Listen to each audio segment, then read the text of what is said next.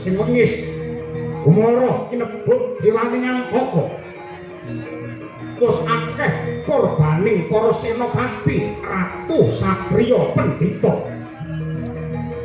Handukap Bratayuda dina kaping 16 Pandhawa Kurawa nyabrang getih payudan Tegal Kurusetra.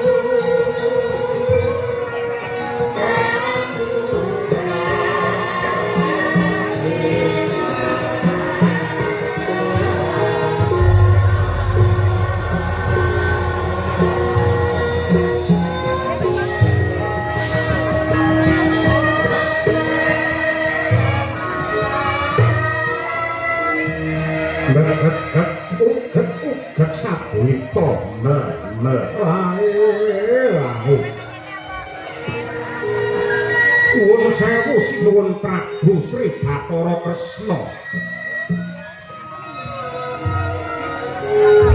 Kula suwun ampun gugup lan gagap nggagapi dhumateng lelampahan menika. Yen sampeyan bingung kabeh wong sak donya niki bakal kelangan kiblat. Yen wong sak jagat niki kelangan kiblat, mesti bakal sasar susur merga ora ana penggedhe utawi piyayi sing kangge gondelan.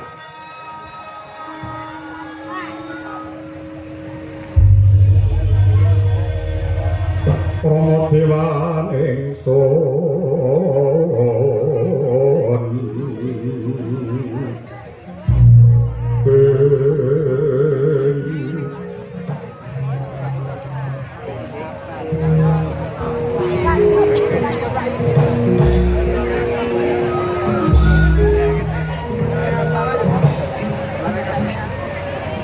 Kyai Semar Badranaya yo mergo aku mikul tanggung jawab dipercaya dadi lantaran rahayune jagat sing nyektine ngeboti rasaku. Wiwit aku ditetepake dadi Pamong Agung, Kresna diwisuda mangka dadi Pamong Agung nalika Pandhawa nganakake sesaji Raja Suya biyen. parandene nganti seprene tansah gagal anggenku ngendhakake marang kamurkan mligine kawingsane para Sata Kurawa.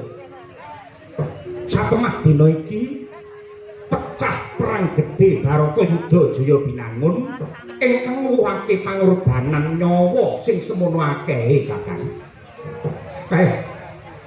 Inggih sinuwun Prabu Ndarawati. Pancen dadi bata ing kautaman pamonge bebener niku ora enteng. Ning kabeh mau kudu manglakoni kanthi ikhlas lan tulus. Bratayuda niki perang suci. Kejaba dadi sarana ilange kamurkan, luware wong nadar lan uga lunase utang. Perang niki ugi nggembel karep ingkang luhur. Ingkang dikersakake Kyai Semar kepiye? Sinuwun. Bratayuda niku laku tama. Brata niku laku tama yuda tegese perang. Teng donya niki akeh mungsuh sing abot. Teng jagat niki akeh mungsuh sing abot, ning sejatine mungsuh sing langgeng lan abot dhewe niku yen mungsuh karo awake dhewe.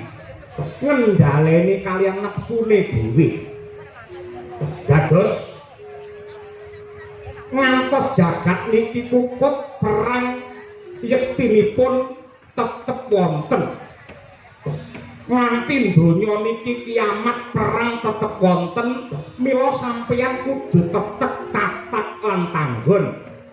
Merga sing dinteni wong sak donya niki mung kridane Sang Pamong Agung anggone magita-gita ngendhaleni peperangan kanggo ngrubuhake nepsu srakah sing nguwasani jiwane para menungsa.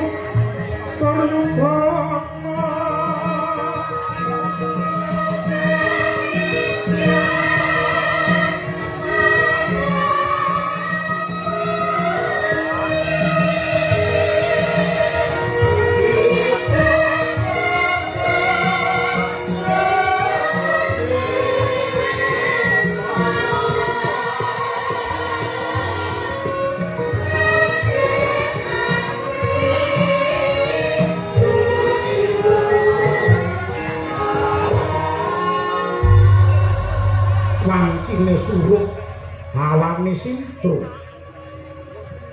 ingkang keprungamung sambat tangis lan lelayu. Para prajurit ingkang nandhang sakit rintih perih dadi korbaning Bratayuda kawimbuhan pandhriting waranda lan tangise bocah ula yekti mimbuhi kekesing swasana. Pasanggan Wulu Pitu kawis tinggal sepo sepi asamun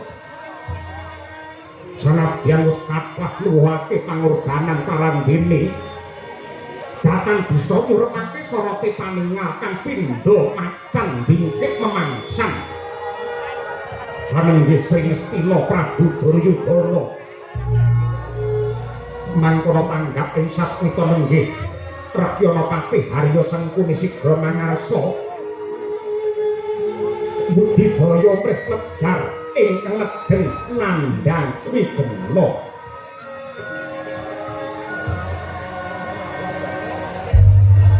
Kumaliyang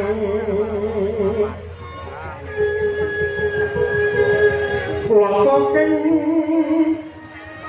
kanyuping angin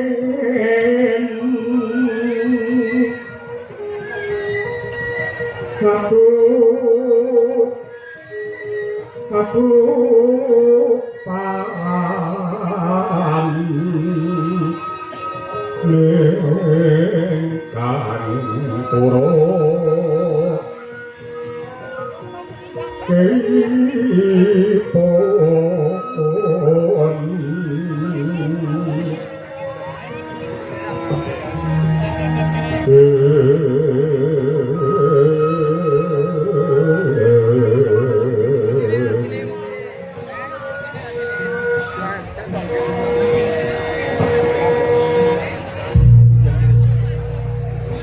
kalon sewu anak Prabu Duryudana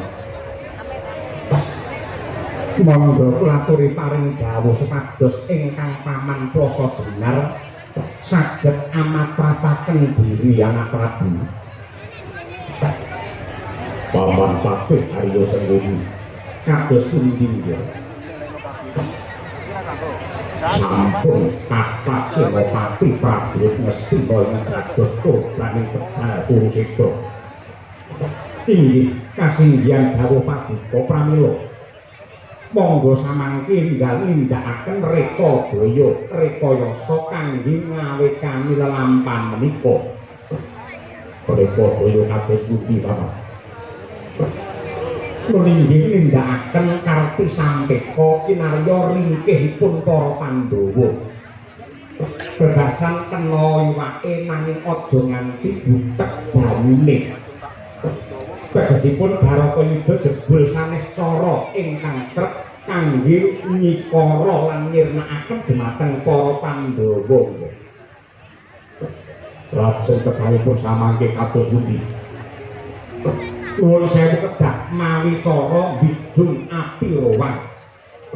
Etok-etok ngaku kalah kaliyan para Pandhawa nanging menika kangge miwiti damel rekayasa melih. Gandeng nalika para Pandhawa kalah sesukan Dadu lan negari Ngamarta paduka depani dangunipun 13 warsa. Tegesipun para kawula Ngamarta sampun kulina gesang kanthi tata cara budayane Kurawa.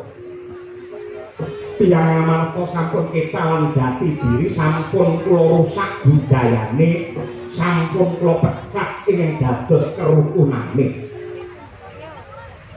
Dados nadyan Ngamarta dipun wangsulaken dhumateng para Pandhawa nanging tata cara uripe wong Ngamarta saged kula kendhaleni saking negari Ngastina. Yen kawulane wis kelangan rasa kabangsan, kelangan rasa panunggal, lan ugi kelangan dhumateng jati diri, tartamtu negari Ngamarta badhe kropos lan ringkih satemah gampil anggenipun rebahaken para Pandhawa. Wong-wong indriya mangu-mangu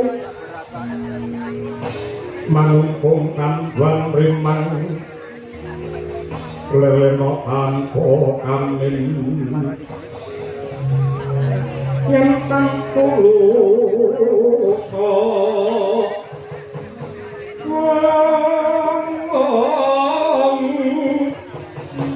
mengkusang diagutama mangkono Srinarendra wis nyolong anggrapo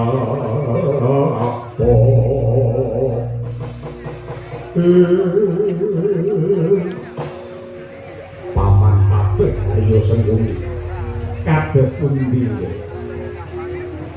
kula percaya teng donya niki boten wonten wong sing pinter lan sugih akaluke ngungkuli panjenengan. Nanging sampun dados sumpah Duryudana. Ora sudi kula teluk kaliyan para Pandhawa. Sampeyan bakal nindakake rekayasa Rekadaya niku mung padu-padune arep endo saka Jijibran. Dinten iki kula boten butuh rekayasa nanging kula butuh senopati kang wani korban jiwa raga kanggo ngreksa dhumateng kawibawanipun negari Ngastina. Ngibarate geni paman Sengkuni kang ngurupaken dadining perang Bratayuda. Kula wani netepaken Bratayuda dadi menika karo manut kaliyan sampeyan. Sasampunipun Bratayuda kelampahan lan kathah nuwuhaken pangorbanan sampeyan arep selak saka sesanggeman. Dene samangke sampeyan aja mula ngker kaya cacing sing ora bejaji. Mandhukake kasedhiyan lan jiwa kaprawiran sampeyan. Mang maju perang rakitan siji mang cangke dasi pendho.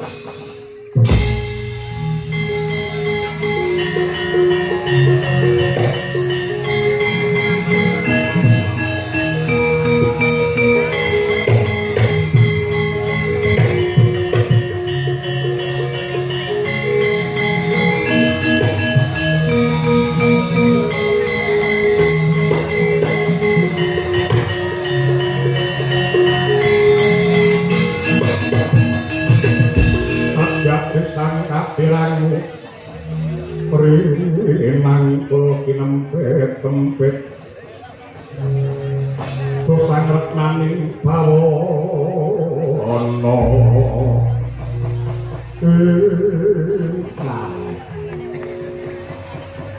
nadyan to kados sinambring gelap jantung kula nanging kula rumaos marem dene palungguhan samake sampun pikantuk pangasih lan ugi kapitayan saking Anggil Duryudana anggen kula badhe ngerti ngalaken lelabetan kula dhateng negari Ngastina.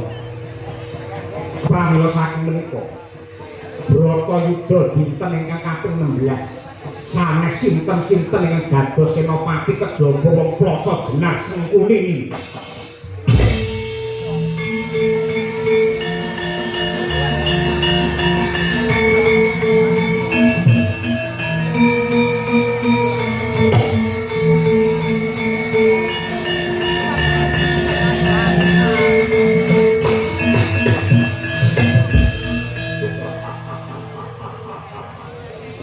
Lumampah panci pangklong kepapat obor sewu syukur dadi sewu sekepi jumurung paman Sengkuni samangke mang bidal wonten panyutan Tegal Kurusetra mandhukake lamun toh sampeyan duwe kaprawiran sing patut minangka kaca Brenggala ana adyaning Bratayuda.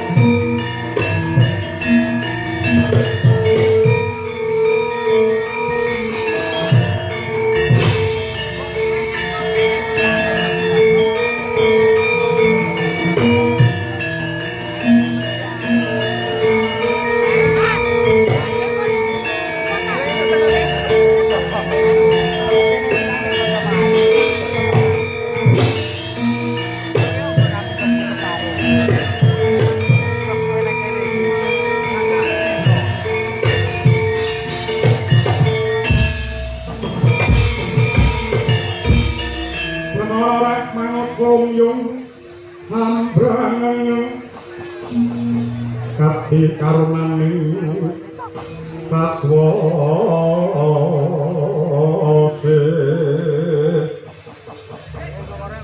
neng marga memawatkum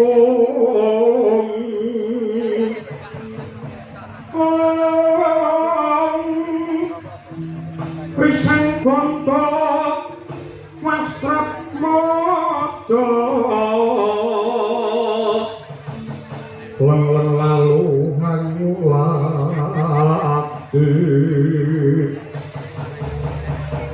surya mangrang sang waya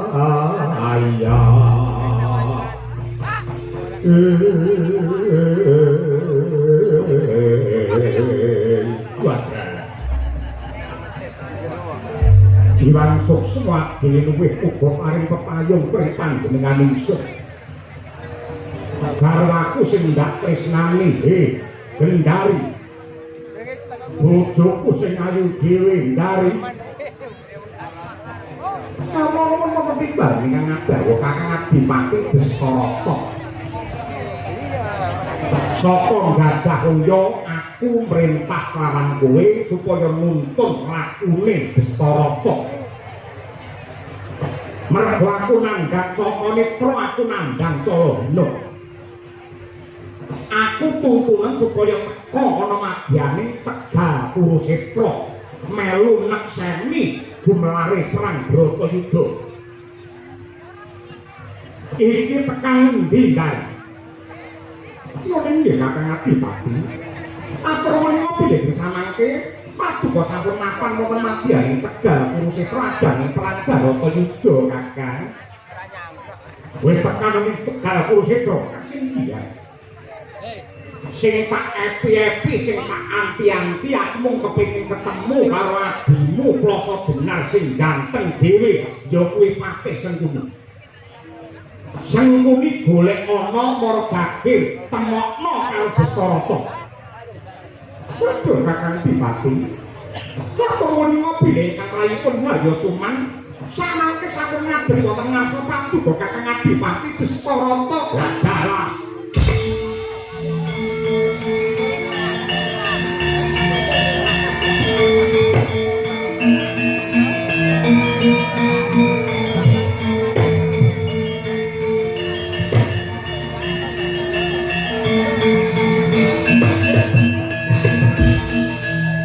nuwun sewu Kakang Adipati Destarata.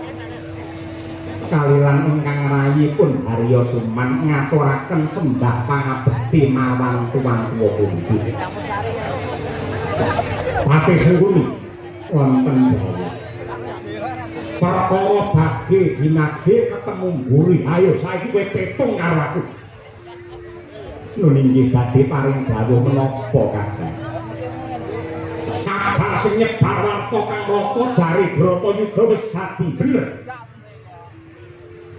Inggih kasinggihan sakmangke sampun dengkap dinten ingkang kaping 16. Kabare Kanjeng Rama Takanda Sang Mahatma Bisma wis seda. Sampun gugur ing dinten kaping 11. Kabare meneh ya kuwi anakku Panenggak Sidur Sasana ya wis mati. Sampun pejah dipun sirnakaken dening Werkudara. Ratu Ngawangga Karna Basusena Resi Durna kabare wis gugur. Sampun. Narendra Mandaraka Prabu Salya ya wis seda.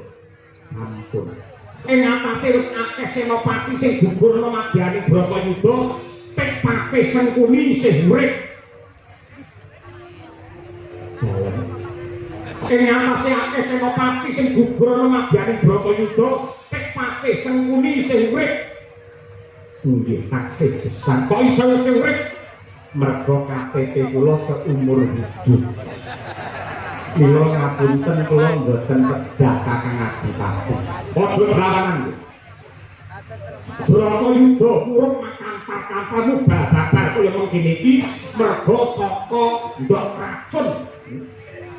kowe sing racun dumadine Bratayuda satemah Pandhawa Kurawa bantah berdak munggah Pancabakar. Sanguni. Apa kowe ra kelingan lakon sing wis kawuri nalika semana gandeng aku ki Caca Netra aku ki uga. Anakku sing cacahe 100 gak pasrahke marang kowe supaya nduk glwenthah sing kanthi becik, nduk tuntun marang kautaman, becik kuwi ndak lan apike kelakuan. Ning nyatane piye malah nduk surung marang Juragan Istan duwe rasa iri dengki jae metake gawen panasten meri pambegan kawan dulure dhewe sing jenenge para Pandhawa. Satemah palungguhan iki Bratayuda dadi merga saka pokapakartine Patih Sentuni. Kowe tak kandhani ya Suman, gatekno kupingmu. Nang donya ki ana hukum sing cacahe 4. Siji ya kuwi hukum kodrat angka 2, hukum adat angka 3, hukum negara, ewadene kang pungkasan hukum karma utawa hukum dharma. Hukum kodrat kuwi bisa diniragati jam 12 awan kowe metu saka omah bakal kepanasan srengenge. Ning yen kowe gelem nganggo caping utawa nganggo payung ora bakal kepanasan. Kuwi tegese hukum kodrat. Angka 2 ya kuwi hukum adat. Upamane ana salah sawijining desa nganakake upacara merti dusun minangka tandha syukur marang purbane Hyang Agung kanthi wujude sesaji ingkang amjud ingkung kebo. Gandeng kebo lanang regane delalah para tani padha paceklik uripe, mula kuwi bisa diragati ora kudu ingkung kebo tenan ning untut gedang kae diwenehi sikil saka pring lan sungu saka pring. Wis muni kebo danyange wis ora protes. Angka 3 ya kuwi hukum negara. Saya-saya hukum negara Mestina. Yen ndak ate-ate Mestina ki hukume hukum lading. Lading yen munggah kethung yen mudhun landhep. Nabyata mapan ana dhuwur duwe dosa, duwe keluputan wani grogoti bondo negara, wani nyolong bandane kawula. Nanging gandeng hukum yen munggah ibarate lading ketut ora bakal bisa kejar hukum. Ning mosok baline lading yen mudhun landhep tegese hukum mendheleh lan gawe rekasane kabeh wong cilik. Wis wong cilik omahe ndelik lingguhe diclik dimari ublik yen geger keculik dhisik palandene malah disiksa karo penggede. Pajeke saya nekak gulu palandene ning dhuwur malah bancaan apa apa.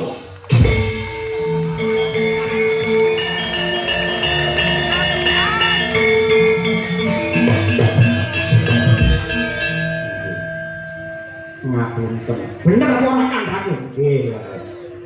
Pancen saperangan para pejabat Ngastina kados mekaten. Ning ugi wonten pejabat ingkang sae ingkang nuwun sewu lambangipun menika wit waringin, warninipun kuning. Niku sae merga nguri-uri dhumateng kabudayan, nglipur dhumateng para warga ingkang sami pinarak wonten mriki sedaya. Niku tiyang sae. Ora perlu kakek gunung sing tanpa guna. Hukum sing pungkasan sing bakal ndok kampa ya kuwi hukum karma utawa hukum dharma. Wong nganggur bakal ngunduh, utang bakal nyaur, milih bakal balekake, gandake bakal ngunduh. Gandeng dina wis akeh senopati sing padha mati.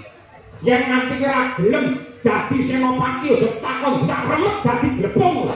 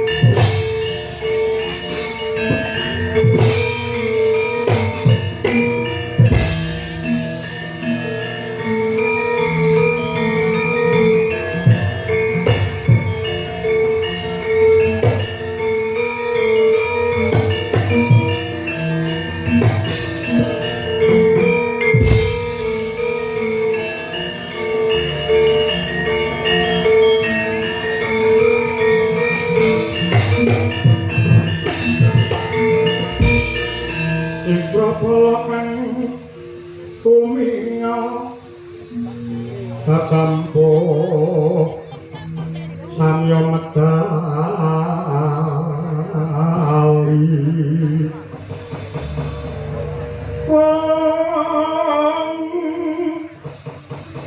lepatip wirateng kata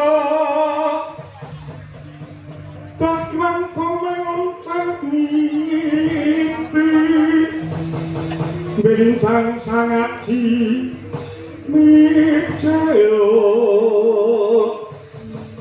latinya ngetali luwus terus Surawilaga kaya kuta singa prakela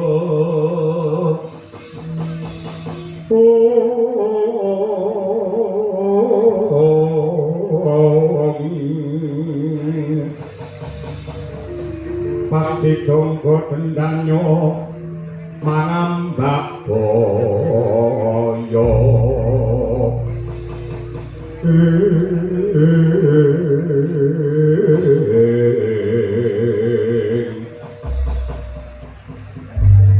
Kawulung sewu Kakang Patih Haryo Sengkuni kaparamiji dumateng ingkang rayi ing plasa Jenar kula nyadong dalu kaliyan kula cemabung dawuh Kakang Patih kadang-kadang kuwadi-adiku ratu sakembaran kowe Gajaksa lan uga Sara Basanta apa to sebabe kowe adoh ndak awit cedhak saya ndak raketake mergo lebak wigati ingkang bakal ndak badal wis akeh asil bumi lenga bumi Ngastina sing ditewu kaya bayi diwenehake marang negaramu ya kuwi plasa Jenar sing tegese wong Ngastina banget anggone tresna kelawan plasa Jenar. Nah, gandeng iki palungguhan iki Bratayuda wis dadi. Turpun Kakang wis pinilih ketiban sampur nampa pakurmatan mongko dadi Senopati Agung. Mula kang mangkono ri palungguhan iki genti tak jaluk labuh-labekmu Darma bektimu marang para warga Ngastina, mligine marang panjenengane anak Prabu Duryudana. Sing dadi Senopati Agung Patih Sengkuni wadene Senopati Pengapit Gajaksa kelawan Sara Basanta. Yen dene kados mekaten boten langkung sendika wis taken dawuh. Bidal bincang menapa Kakang Patih? Nadyan kok rambatan tundak sambung obor colok entah. Liwat dalan sisih etan muga-muga nemu bejo lan kamulyan. Wadya bala sak anane saka ing plasa Jenar budal dina iki.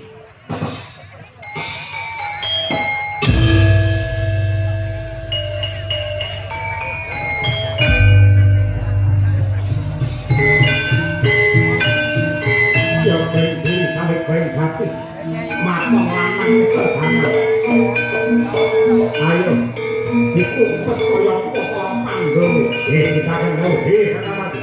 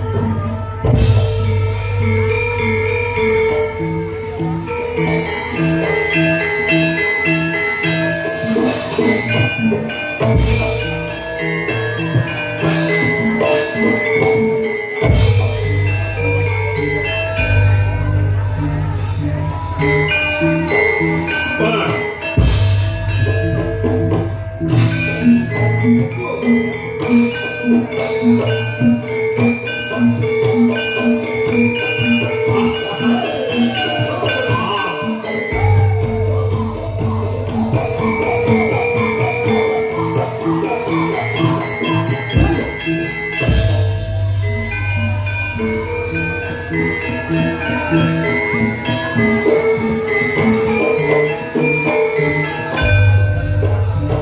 buka, yo.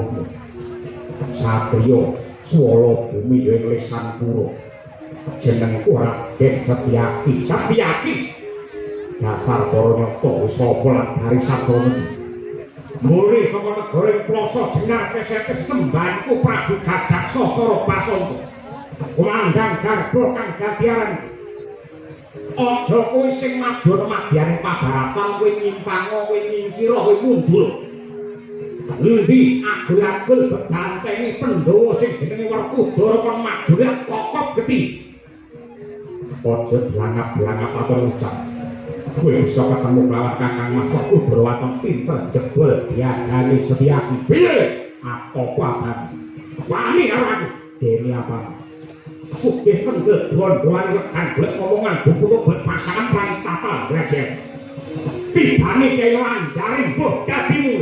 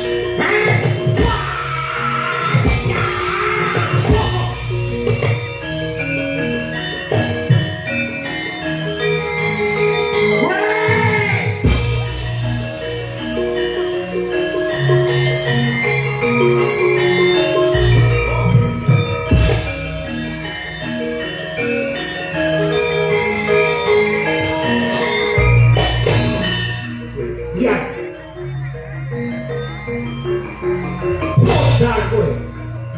Lho. Hop, bocah kowe. Hop, bocah kowe. Hop, bocah aku. Mati. Nah. Nah. Oh. Ah. Oh. Ah.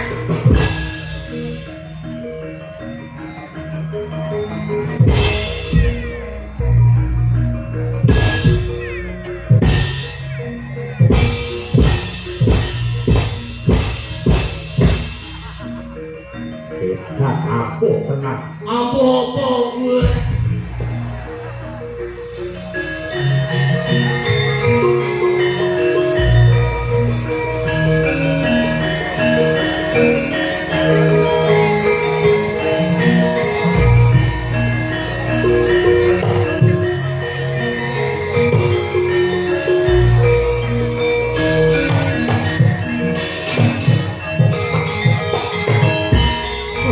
Nyokong alubur dasar kakak wananipun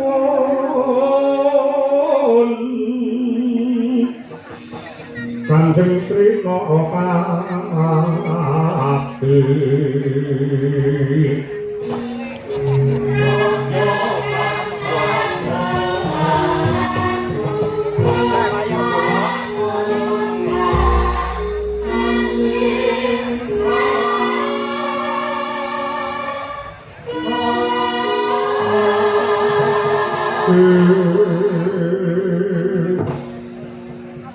Iblis lamat setan ning menungso. Wadya balaku saka plasa dinar menungso aku wis tiyake parandene dadi godhongan. Aku weruh kae sing omahku kaya wong bingung kaya dilolosi apa bebayune Werkudara. Werkudara. Dina iki dina pungkasamu ngadhep ana ngarsane Bathara Yama Dipati bakal cemplungne ana ing omah. Sawangen Prabu Gajaksa. Tak udani Traka Bala kakon Barat padunmu.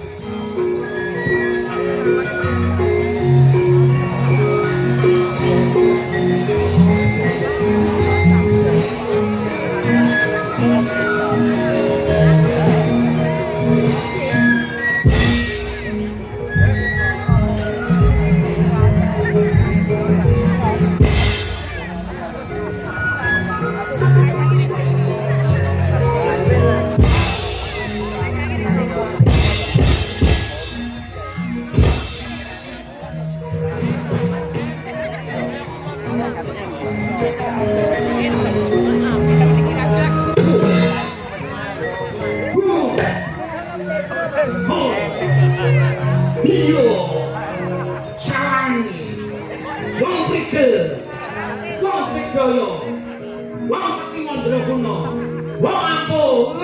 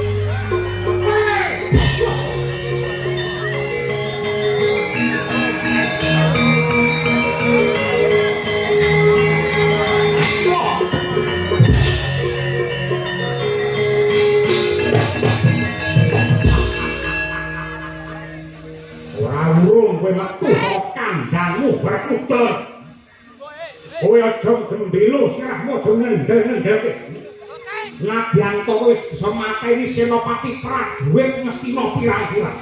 Nek kowe adu arep karo Prabu Gajatsa, ora bakal ana menang. Janji wae makedhepake kokop getihmu ora modal Gajat apa.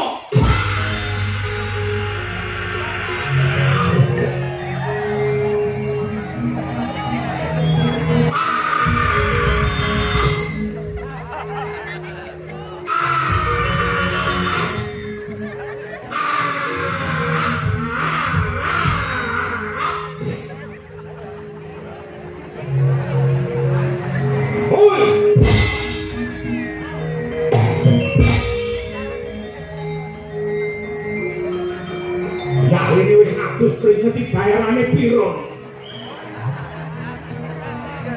Oh!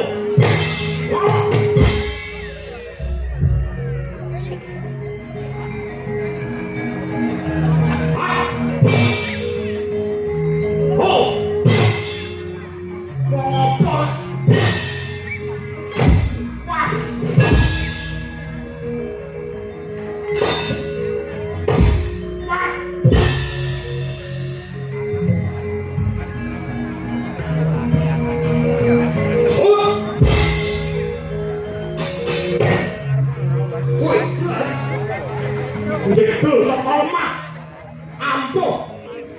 Guriku sumur mas. Sol Satria Madangkara Brahma Kumbara. Brahma Kumbara.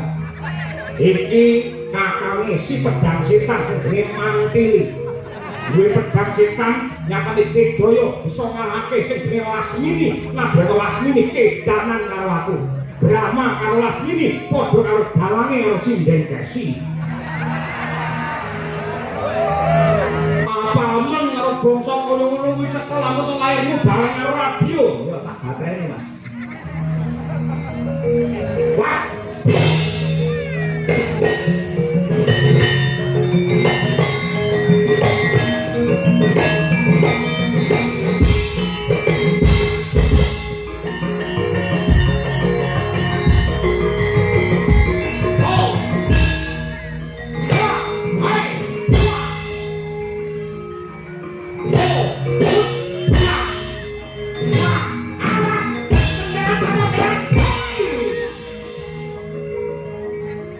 Tibane Jeti Mejet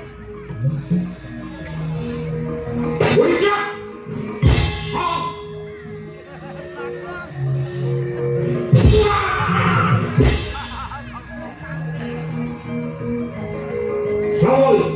Sumarata.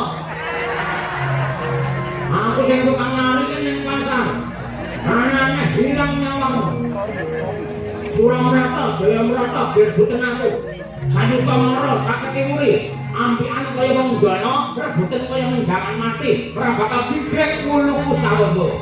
Maju para ngaso, lakon mati dening kowe, aku. Nggih. Maju para ngaso, lakon mati dening kowe, aku.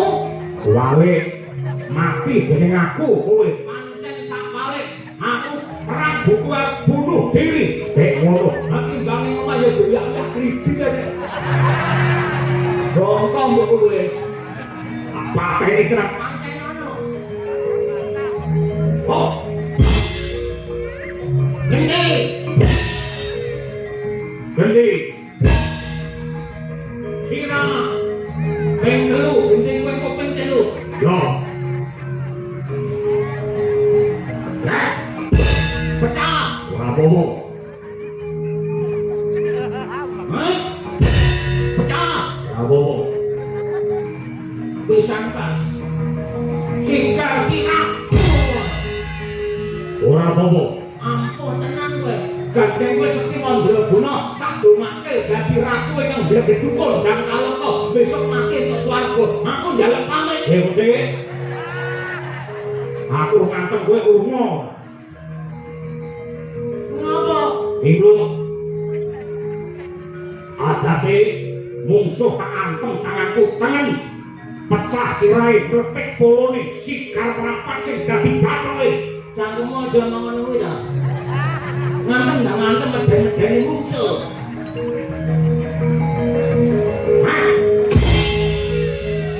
Pecah. Ampun tenan. Pindhokas. Oh. Pecah.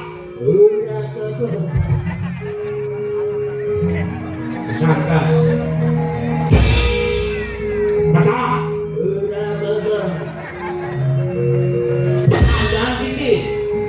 Tambah cici. Tambah cici. Tambah cici.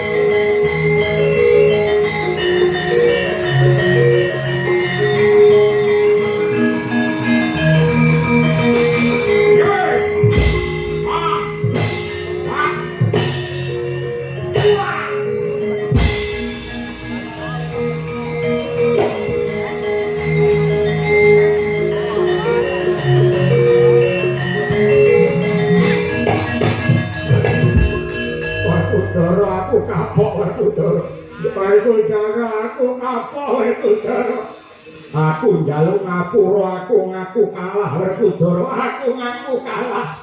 Kakang Gajaksa iki piye Kakang? Mongko adape Werkudara yen nyandhak musuhe tangan kiwa tengen, mesti bakale aku karo kowe didu sirah padha sirah. Cangkemmu aja ngelekne. Didu tenan adape mesti didu ae ngelekke didu ora kalah.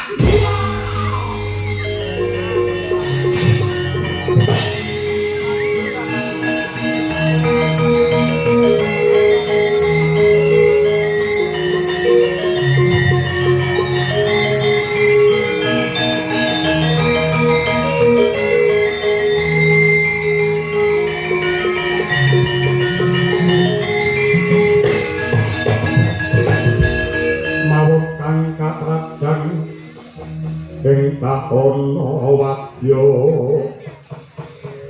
sang Kaprabon pang Kanabramarkata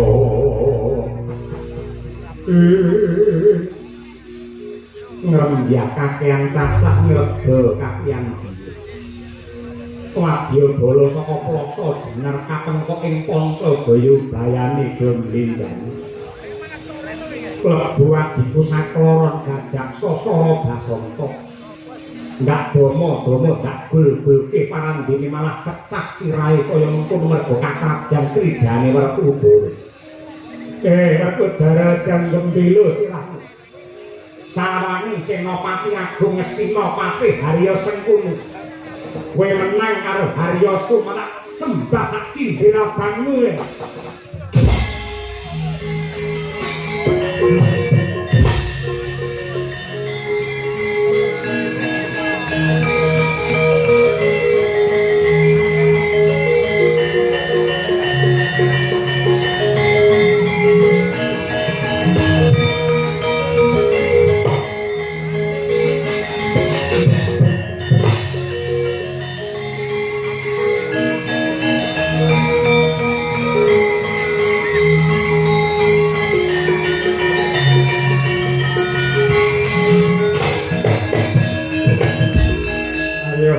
Tamara saketimun ampian kaya wong jala rebutan kaya menjangan mati Werkudara gandeng wis mateni adikku Gajaksa Sara Basanta utang wirang nyaur wirang tang pati nyaur pati pirang-pirang lakon para Pandhawa ngrasake sengsara merga cangkeme Pati Sengkuni Ripalungguhan iki pangadilan saka Gusti sing bakal mbok tampa apa abamu kok kira aku wedi lho maju para ngarsa ayo tandingana Sang Senopati Agung ora kakon glundung ndasnek gurone batangmu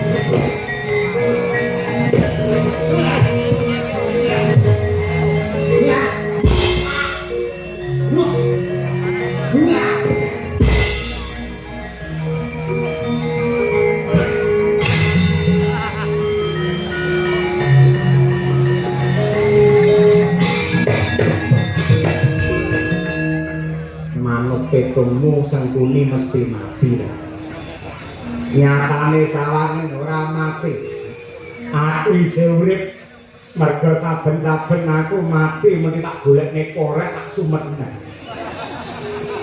terus ngerokok kedal-kedul sawangen Werkudara kecilik Sengkuni isih urip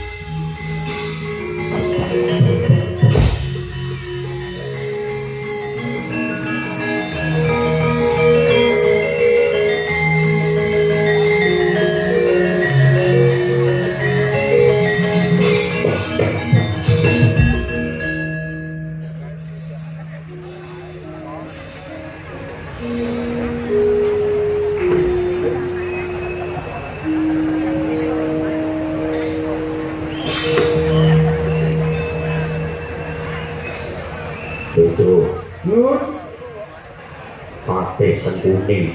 Pripun? Widaya ngikat-ngikati. Kok saged? Saben-saben tak tibani kuku Pancanaka untar kali urip meneh. Patih Sengkuni niku. Yo. Tek nyolong pethek. Mula kuwi nganti aku bingung kami gila musuh karo Patih Haryo Suman. Lajeng sak mangke kersanipun bapakmu kon rene. Bapak sinten? Pak Sukron Suwanda. Betul. Bapakmu Semir kon rene. Saniki? Yo. Lah niki? Niki bapak pun teko mumpung dereng tilem mangjak jagongan. Megek uget sadulita men. Pripun, Gus?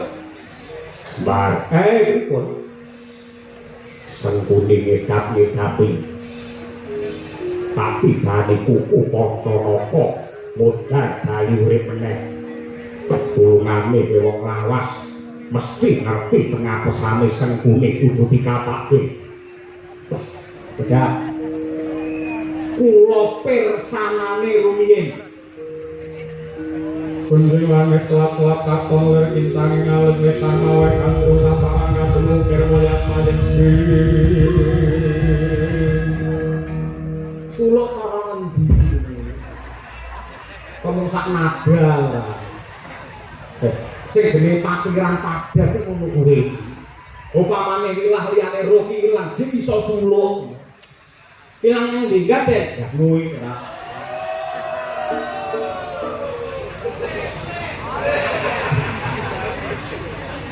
Ndara Bima, apa? Kula tak matur. Nggih. Jenengan kemutan apa mboten nalika jenengan taksih lare? Nalika semanten rebutan Lengatala kagunganipun Sang Resi Abiyasa.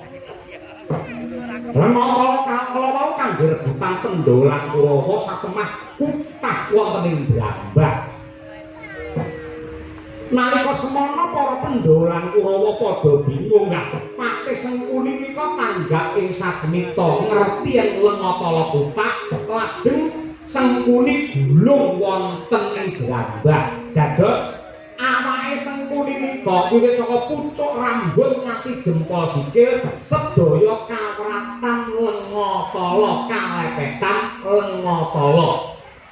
Mongko bayane Lengatala lamun awak niki klepetan Lengatala ora bakal tegas gaman apa wae yen perlu gawan kayangan gaman Suralaya ora bakal bisa tumama napa malih mung kuku Pancanaka. Sengkuni nika ora iso mati. Akan tetapi ada sebagian tubuh Sengkuni yang tidak terkena minyak kala. Opo? Mang rada ndimpluk. Ngene. Ya mari kambing.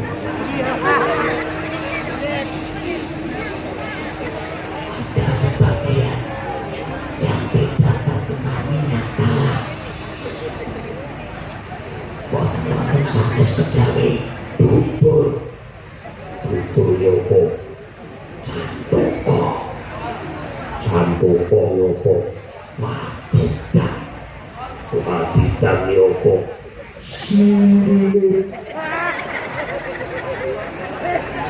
wakon geniku mati bani kuku Kacamata. Pancanaka ponton kliwon legi waton nggih niku mati bani kuku sampean pek Sengkuni ora mati kula mang seneni mau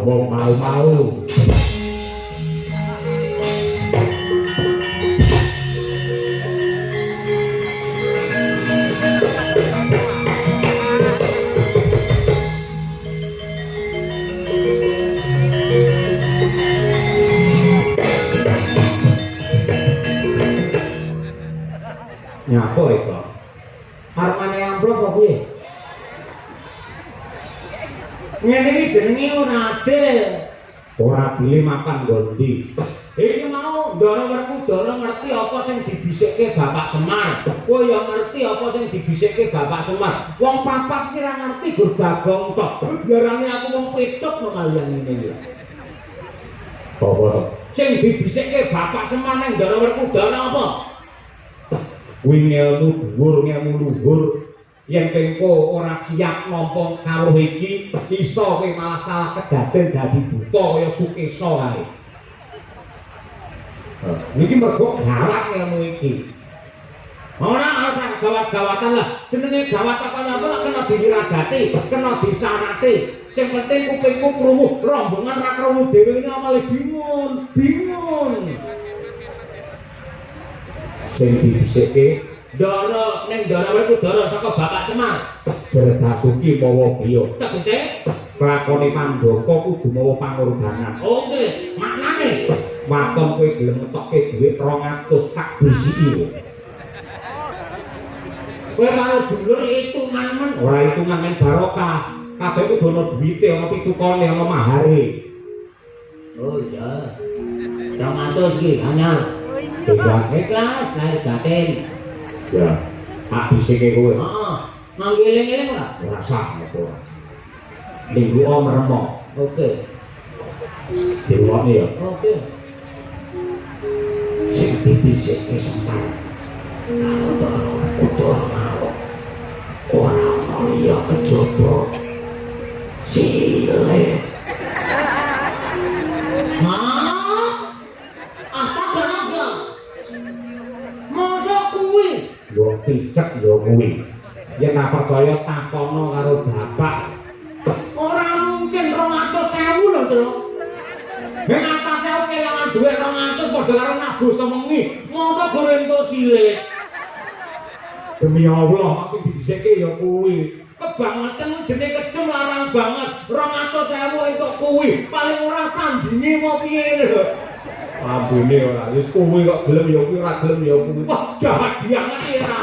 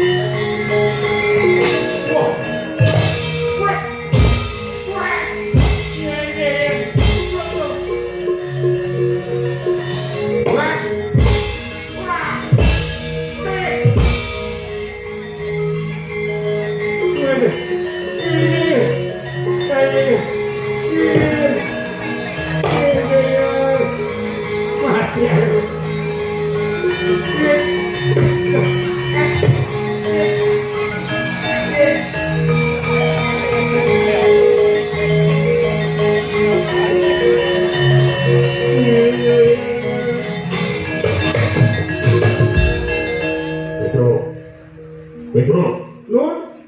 Wah, sing ngendi?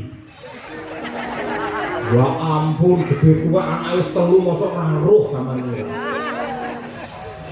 Ya ora ketok nih jari ini masih sithik mriko sik. Niki mang kantukne teng ndase sembunyi. Nah. Lah niki hidup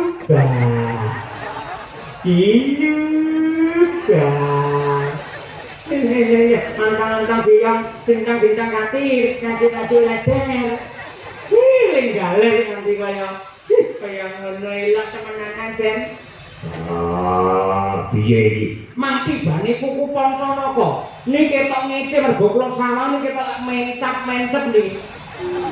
Lah niki lho mencap-mencep niki ora. Mati bane Pagundal ngapur Werkudara. Aku ngrumangsani luput, aku ngrumangsani kleru.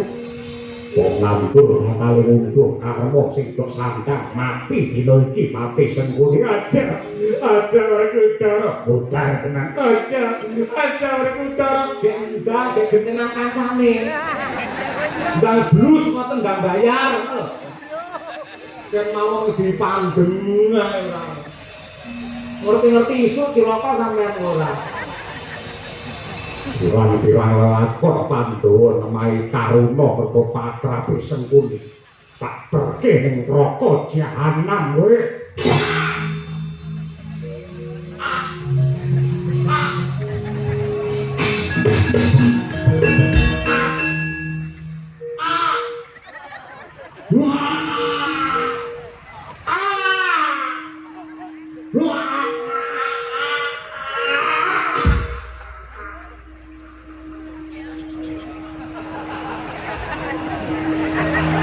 Aku sapa ndak diabone aku ta?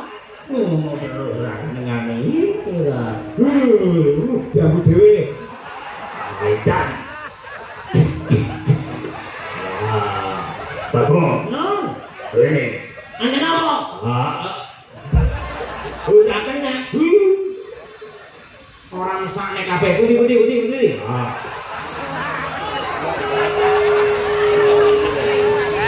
Kenapa kula ning lek ngeten iki dikeki apa ae gelem ngeten iki. Kok tak mangkei napa kemawon kula anggap penyawange mek sing katresnanku saya seneng kalih kula. Mandungake ya kula saking amal Dawarma. Iya. Yang lahir kalane anakmu kulite kaya sebrakros. Wadahmu.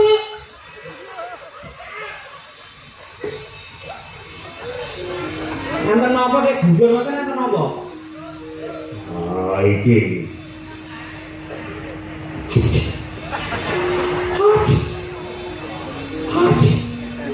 Dibilangi ndang iso mriko.